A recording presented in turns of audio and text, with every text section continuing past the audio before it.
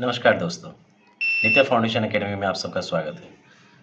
आशा करता हूँ कि आप सब लोग बेहतर होंगे। लास्ट जो क्लासेस हमारी हुई थी वो रिगार्डिंग नवोदय एग्जामिनेशन जो कि अप्रैल मंथ में होने जा रहा है उसकी रिगार्डिंग थी। तो हमारी जो क्लासेस हो रही है उस क्लासेस में हम लोग कंटिन्यूअसली अर्थमेटिक कैलकुलेशन से रिलेटेड जो इम्पोर्टेंट क्वेश्चंस है उसको कर रहे हैं। तो आज की जो क्लासेस हमारी होने जा रही है वो क्लासेस भी अर्थमेटिक कैलकुलेशन के रिगार्डिंग है। सो आशा करता हूँ कि आप सब लोग को बेहतर लगेगा। जहाँ तक दिक्कत की बात है, आप लोग को जहाँ भी प्रॉब्लम आए काइंडली कमेंट सेक्शन में अपने प्रॉब्लम्स को जरूर शेयर करें। मैं कोशिश करूँगा कि आपके ज़्यादा से ज़्यादा डाउट्स को सेम टाइम में मैं क्लियर कर पाऊँ। तो आइए स्क्रीन पर लौटते हैं और एक एक क्वेश्चन को बारीकी से देखते हैं। फ्रेंड्स, आप लोग देख सकते हैं स्क्रीन पर एक क्वेश्चन दिया हुआ है जो कि बोर्ड मास से रिलेटेड है। और आपको बोर्ड मास के नियम के बारे में पहले से भी पता है कि बोर्ड मास में हम लोग पहले bracket of divide multiply add subtract करते हैं। ठीक है, तो इस दिए गए कैलकुलेशन के क्वेश्चंस में हम लोग सबसे पहले देख सकते हैं स्क्रीन पर कि ब्रैकेट का वैल्यू दिया हुआ है। देन आफ्टर आपको डिफरेंट वैल्यूज़ दिए गए हैं। ठीक है, तो सबसे पहले एक बार हम लोग क्वेश्चन को लिखते हैं और उसको समझते हैं कि कैसे हम लोग को कैलकुलेशन करना है।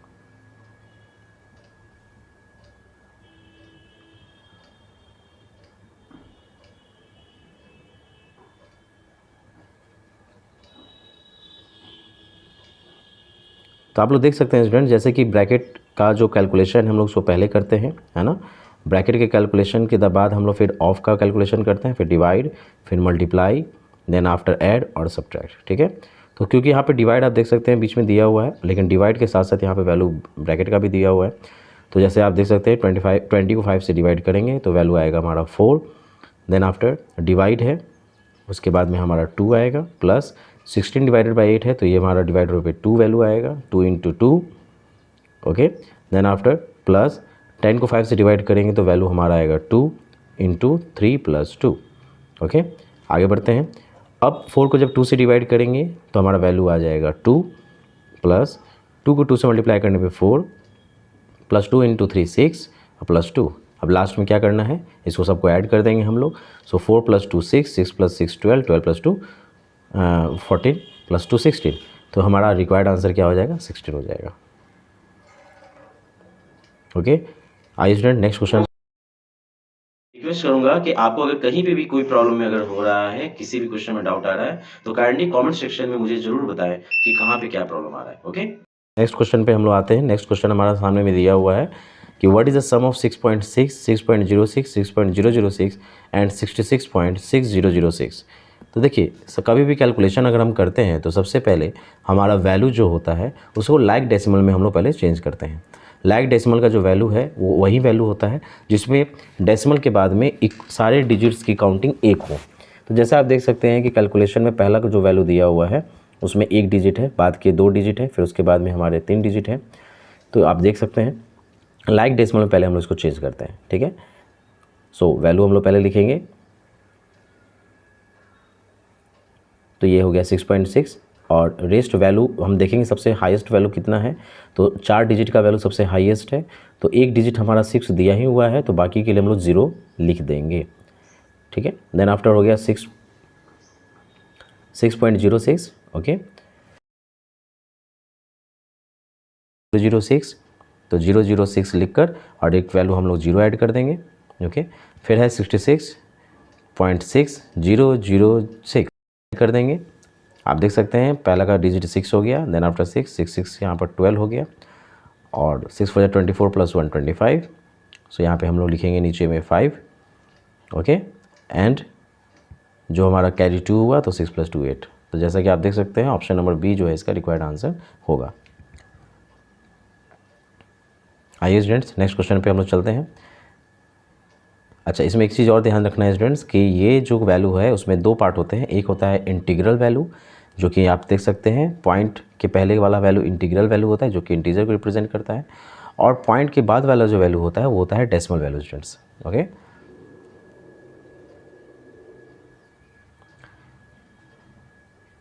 तो इसका ऑप्शन भी द राइट आंसर है। आइए नेक्स्ट क्वेश्चन पे हम लोग आते हैं। नेक्स्ट क्वेश्चन स्टूडेंट्स दिया हुआ है कि HCF ऑफ 72 और 180 36 है, आपको LCM निकालना है। तो एक फार्मूला होता है स्टूडेंट जिसमें हम लोग एलसीएम को एचसीएफ से प्रोडक्ट करते हैं और उसका जो वैल्यू है हमेशा नंबर 1 इंटू नंबर 2 के बराबर होता है। तो एलसीएम एचसीएफ का जो प्रोडक्ट है वो नंबर 1 इंटू नंबर 2 के प्रोडक्ट के बराबर होता है। तो जैसा कि आप देख सकते हैं क्वेश्चन हमारा जो दिया हुआ है उसमें नंबर 1 का वैल्यू 72 है, नंबर 2 का वैल्यू 180 है और एचसीएफ जो है 36 है। एलसीएम हमें पता नहीं है, सो एलसीएम हमें फाइंड करना है। सो आप देख सकते हैं 36 से 72 2 टाइम्स में कैंसिल हो सकता है। So the next step will be LCM का वैल्यू हमारा हो जाएगा 2 into 180 that is 360। Okay, so LCM का वैल्यू हो जाएगा 360। सो रिक्वायर्ड आंसर हो जाएगा ऑप्शन नंबर बी। आइए नेक्स्ट क्वेश्चन पे देखते हैं। नेक्स्ट क्वेश्चन स्टूडेंट दिया हुआ है सिंप्लीफिकेशन का। सिंप्लीफिकेशन का क्वेश्चन है, जैसे आप देख रहे थे पहले भी क्वेश्चन दिया था सिंप्लीफिकेशन में, तो उसमें बोर्ड मास से रिलेटेड क्वेश्चन दिया हुआ था। तो 2 mix 1/17 divided by 7/10 into 1 mix 1/33। Okay, अब इसमें सबसे पहले हम लोग डिवाइड करेंगे, देन आफ्टर मल्टीप्लाई है तो पहले इसको फ्रैक्शन में लेके आते हैं जो कि इम्प्रॉपर फ्रैक्शन है। 72 या 34 plus 1 35/17 divide by 17/10 into 33 into 31 plus 34/33। अब सबसे पहले डिवाइड करना है। सो डिवाइड जब हम उसको चेंज करते हैं मल्टीप्लाई में तो जो नेक्स्ट वैल्यू होता है वो क्या होता है, रेसिप्रोकल हो जाता है, यानी 10/7 हो जाएगा इंटू 34/33। अब जो कैंसिल होने वाला वैल्यू है उसको कैंसिल करेंगे, 72 या 34। ओके, और जैसा देख सकते हैं 7 से 35 2 टाइम्स में कैंसिल हो जाने वाला है। ओके, सो जो रिक्वायर्ड वैल्यू है वो हमारा है 5 इंटू 10 इंटू 2 बाय 33। ओके, सो हो जाएगा 100/33 और 100/33 को हम लोग मिक्स फ्रैक्शन में जब लिखेंगे तो वैल्यू हमारा हो जाएगा 3 मिक्स 1/33। सो रिक्वायर्ड आंसर हमारा ऑप्शन नंबर ए हो जाएगा। Okay,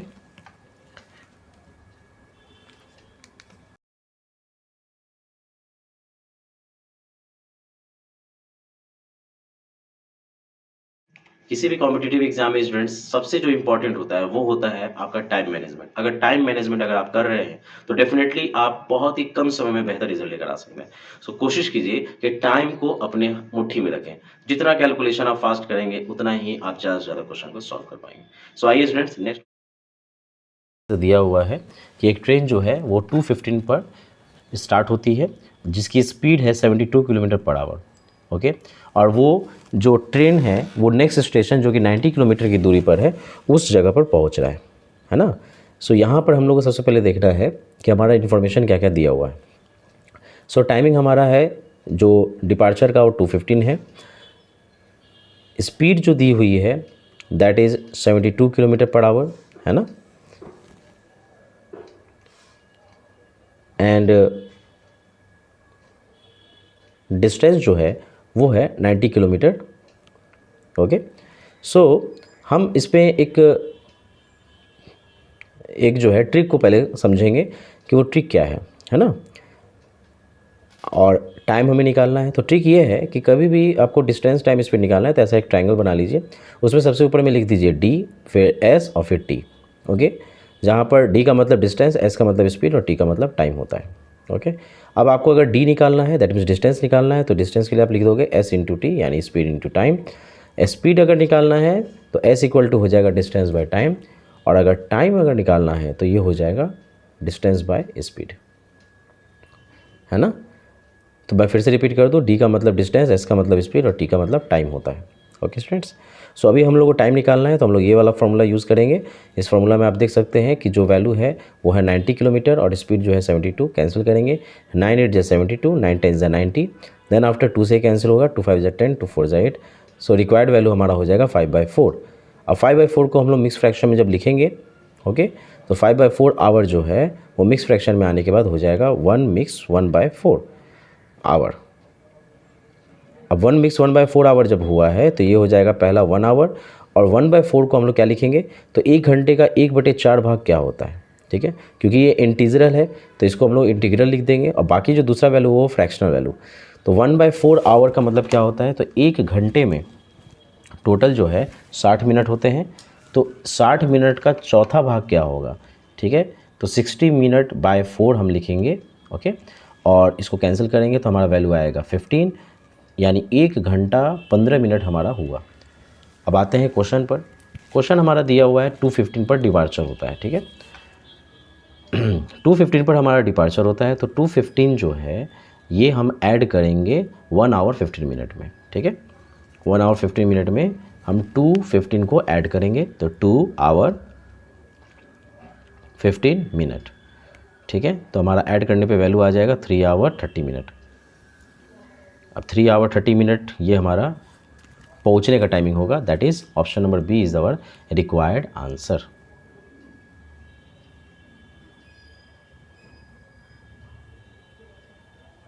okay, I hope students आप लोगों को सब समझ में आ रहा होगा, और कहीं भी अगर कोई दिक्कत आए स्टूडेंट्स तो काइंडली रिक्वेस्ट है कि आप अपने कमेंट सेक्शन में हर एक क्वेश्चन को रिगार्डिंग में अपना कमेंट जो है मुझे शेयर करें। Okay, late proceed. Next question आप जो देख रहे हैं दैट इज़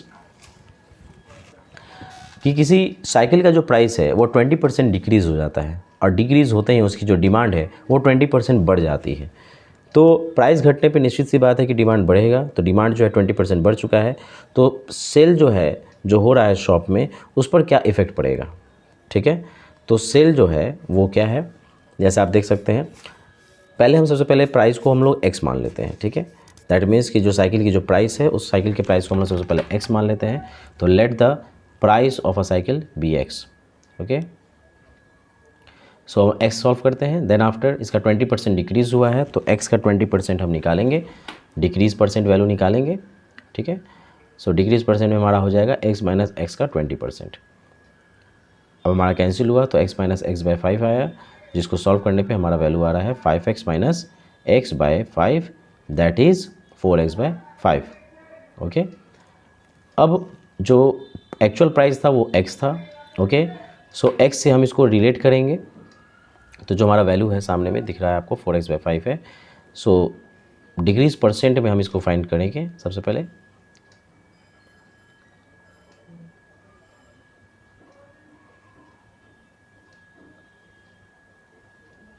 तो डिग्रीज परसेंट में आप जैसे देख सकते हैं स्टूडेंट्स कि दिया हुआ है कि डिमांड जो है वो 20% इंक्रीज़ हो गया है, ठीक है।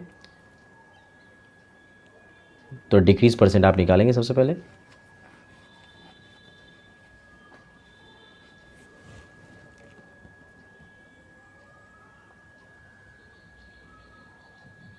तो डिक्रीज परसेंट हमारा जो है दैट इज़ सेल पर, so 4x by 5 by x into 100, ठीक है। सो हमारा वैल्यू हो गया 4x by 5 into 1 by X into 100। Cancel करेंगे, 5 से 100 20 टाइम्स में कैंसिल हो जाएगा। सो जो ये 80% का जो फॉल हुआ है, इसको अगर हम रिलेट करेंगे 20% से, तो ये हो जाएगा 20% बाई 80%। दैट मीन्स कि जब इसको सॉल्व करेंगे तो हमारा आ रहा है 1/4 times. Okay,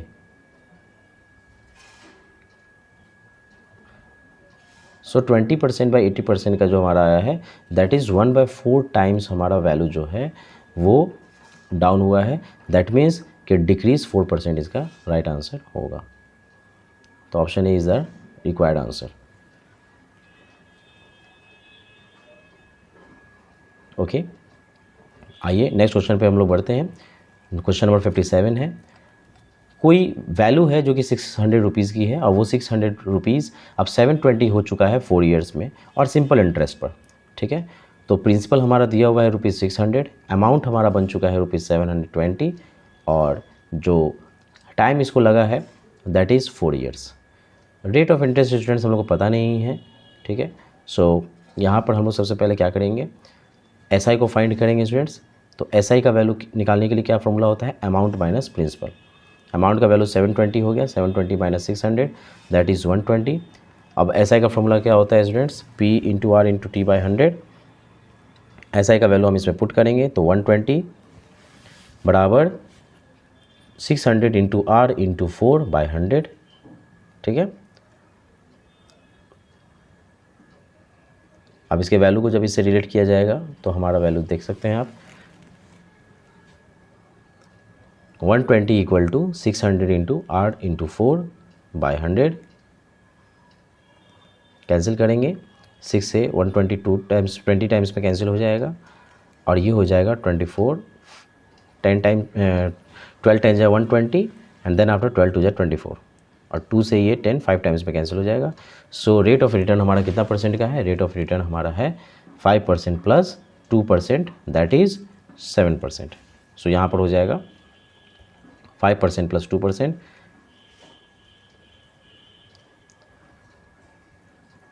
that is 7%। Okay, अब क्योंकि हमें पूछ रहा है कि क्या वैल्यू होगा 4 साल बाद अगर रेट ऑफ इंटरेस्ट 2% से बढ़ गया, तो नया रेट ऑफ इंटरेस्ट तो हमारा अब 7% हो गया है, प्रिंसिपल हमारा वहीं रहेगा। सो न्यू अमाउंट फाइंड करने के लिए हम क्या करेंगे? PSI प्लस P करेंगे, है ना। SI का फॉर्मूला होता है P into R into T by 100, okay, और प्लस P। सो हमारा अमाउंट हो गया 600 इंटू रेट है हमारा 7% और टाइम है 4 ईयर्स, ठीक है, बाय 100 और प्लस P का वैल्यू हमारा हो गया 600। तो आप देख सकते हो 7 4 जा 28 और 28 को 6 से मल्टीप्लाई करोगे तो हो जाएगा 168 और प्रिंसिपल में जब ऐड होगा तो 600 प्लस 168 का वैल्यू हो जाएगा 768। So the required answer will be 768। Okay, let's proceed to the next question students. एक रूम है जो कि 15 मीटर लंबा है और उसमें 500 टाइल्स पड़े हुए हैं, ठीक है, और उस टाइल्स की भी डायमेंशन दी गई है 15 सेंटीमीटर इंटू 12 सेंटीमीटर। अब आपको रूम का ब्रेथ निकालना है। तो जैसा कि आप देख सकते हैं कि इसमें जो वैल्यू है रूम का डायमेंशन में हमें सिर्फ लेंथ पता है, तो एरिया ऑफ जो रूम है वो हो जाएगा L इंटू बी, और L का जो वैल्यू है that is 15 metre into B, हमको बी का तो वैल्यू पता नहीं है, और ये area of room area of tiles के बराबर होगा।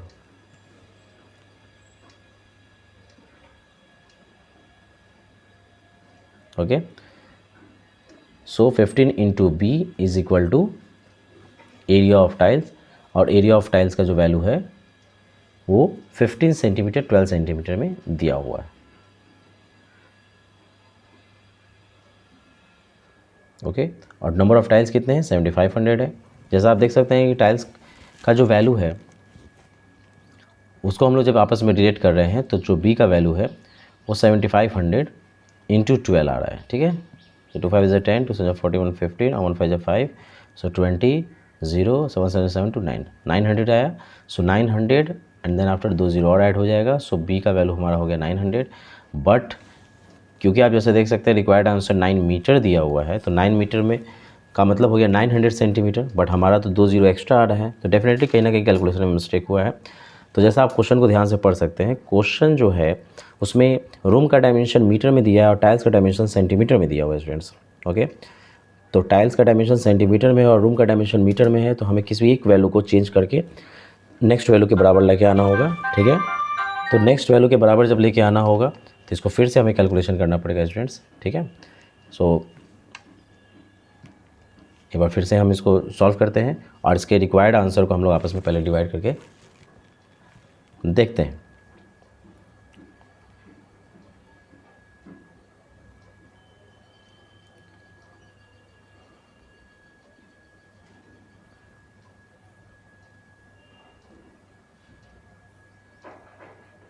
ओके, तो यहाँ पर जो रिक्वायर्ड आंसर है स्टूडेंट्स आप देख सकते हैं, जो एरिया ऑफ रूम है दैट इज़ 7500 टाइल्स, और जो रूम का डायमेंशन है वो that is 15 centi. Area of room का डायमेंशन हो जाएगा L into B. Okay, so length is 15 metre into B. So क्योंकि मीटर दिया हुआ है रूम का डायमेंशन में, तो 1500 सेंटीमीटर में इसको कन्वर्ट करेंगे, इंटू बी हो गया। अब एरिया ऑफ टाइल्स का जो वैल्यू है, ठीक है, वो एरिया ऑफ रूम के वैल्यू के बराबर होगा, ठीक है। तो area of room 1500 into B है और एरिया ऑफ टाइल्स है 15 इंटू 12 इंटू 7500।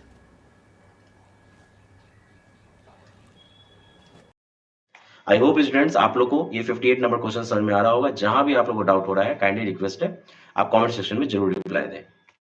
फैक्टराइजेशन जो है 2100 का हमें निकालना है। तो ये तो बहुत ही ईजी क्वेश्चन है स्टूडेंट्स। प्राइम फैक्टराइजेशन के लिए हम लोग को सबसे पहले प्राइम नंबर को निकालना होता है। सो प्राइम नंबर जो है जब हम एलसीएम लेते हैं तो हमारा इजीली फाइंड हो जाता है। सो 2100 का हम एलसीएम लेते हैं। सो 2 1 ज़ा 2, 2 5 ज़ा 10, 0 5 एंड देन आफ्टर 0, 2 5 ज़ा 10, 2 2 ज़ा 4, 2 5 ज़ा 10, देन 5 से हम इसको डिवाइड करते हैं, 5 1 ज़ा 5, 5 5 ज़ा 25, देन आफ्टर 5 से सॉल्व करते हैं, 5 2 ज़ा 10, 5 1 ज़ा 5, ओके। देन 3 से सॉल्व करते हैं, 3 7 ज़ा 21 एंड 7 1 ज़ा 7। इससे इसका रिक्वायर्ड हमारा वैल्यू हो जाएगा 2 into 2 into 2, 5 into 5, 3 into 7। So required answer हमारा हो जाएगा option number C, okay. Next question में स्टूडेंट्स आते हैं हम लोग। नेक्स्ट क्वेश्चन स्टूडेंट जैसे देख सकते हैं आप स्क्रीन पे दिखा हुआ है, difference between the length and breadth of the hall is 23 metre, okay. So एक लेंथ और ब्रेथ का डायमेंशन जो है वो आपस में 23 मीटर के डिफरेंस पर है। So L minus B is equal to 23, okay. अब एक हॉल है, उसका पेरीमीटर दिया हुआ है 206, तो perimeter of hall that is 2 into L plus B हो गया। 2 इंटू एल प्लस बी का जो वैल्यू है वो 206 के बराबर होगा। अब जैसे 2 को 206 से कैंसिल करते हैं तो वैल्यू आ जाता है 103, तो एल प्लस बी का वैल्यू हो गया 103। अब ये दोनों हमारा दो इक्वेशन है, सबसे पहला वाला जो देख रहे हैं वो भी एक इक्वेशन है और ये भी दूसरा हमारा एक इक्वेशन है, ठीक है। सो इन दोनों को हम लोग पहले ऐड करते हैं, ठीक है। ऐड इक्वेशन 1 एंड 2, ठीक है। Adding equation 1 and 2। अब जब इक्वेशन 1 और 2 को ऐड करेंगे तो हमारा हो जाएगा L plus B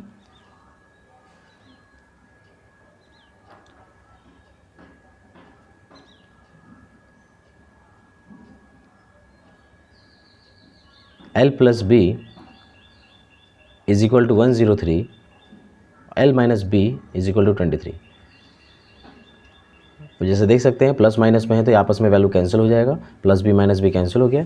so 2L is equal to 103, 23 add करेंगे सो हो जाएगा 126।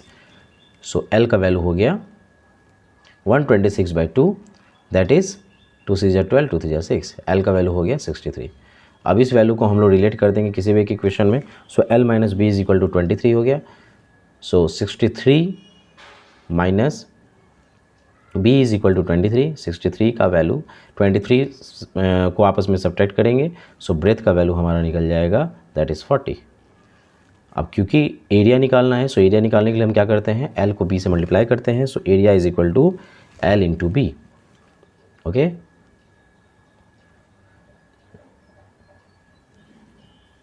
So area is equal to L into B, that is 40 into 63. The required answer is 2520. Okay, I hope students आप लोग को समझ में आ रहा होगा।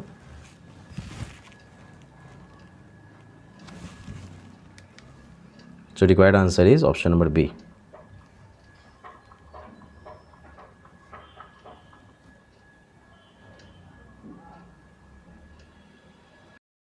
स्टूडेंट्स हमने सारे एक एक क्वेश्चन को सॉल्व किया है, ठीक है। मुझे आपसे एक ही चीज़ की उम्मीद है कि आप अगर इस वीडियो को देख रहे हैं तो इस वीडियो को देखने के बाद में अपने कमेंट सेक्शन में जरूर अपने फीडबैक को दीजिए कि कहाँ आपको लग रहा है कि ऐसी चीज़ों को जहाँ पे आपको समझ में नहीं आ रहा है आप मुझे शेयर करें, अपने कमेंट सेक्शन में बताएं, ठीक है। और काइंडली इस चैनल को लाइक शेयर एंड सब्सक्राइब जरूर करें अगर आपको ऐसा लगता है कि इस वीडियो से आपको वैल्यू मिलती है, ठीक है। Thank you everyone students and thank you for watching Nitya foundation academy.